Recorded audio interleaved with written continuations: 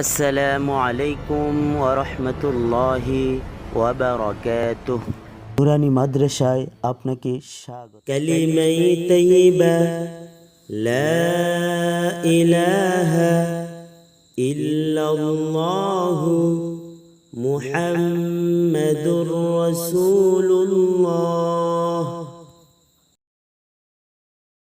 লা ইলাহা ইল্লাল্লাহু মুহাম্মাদুর রাসূলুল্লাহ।